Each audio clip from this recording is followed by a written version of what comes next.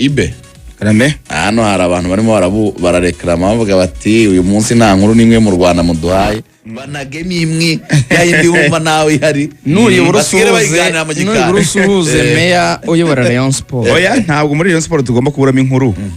Tuba twagerageje kubaza ntabwo twasoza umwaka kuva mu kwezi kwa mbere tubaye inkuru za Rayon tukayira nayo tubahaye cyangwa zo mu Rwanda dusoza. Rayon Sport barashaka kurya bonane bamaze kwakira undi mukinnyi kubera ko barabizi ko bafite ikibazo ku ruhande rw'ibumoso inyuma abita kuri gatatu.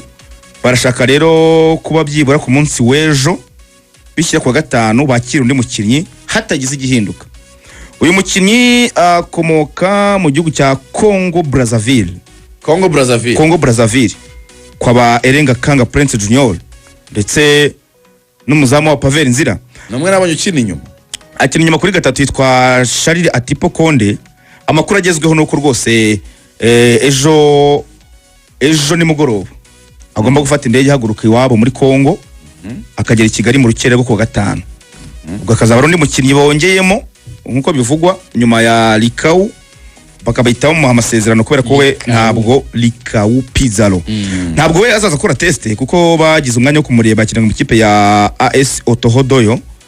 Ubwo batagize igihinduka kubera ko muri Rayon Sport hari ibintu byinshi byahindutse nk'umunyakameruni utaraje yanoherejwe itike. Ubu ngubu basigaye bagenda gake kubyemeza ko azaba yahageze ariko nta gihindutse uyu Charles Atipo Konde rwose gatatu azaba ari umukino wabo kuri gatatu kwa Musire Prince n'abantu. Iki cyari ikiganiro cya nyuma gisoza umwaka 2025 mu rubuga rw'imikino.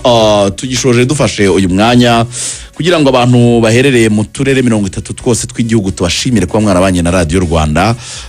Dushimira abafatanyabikorwa bakoranye natwe muri uyu mwaka tukabamamariza ibikorwa byabo bagabasha guteza imbere business.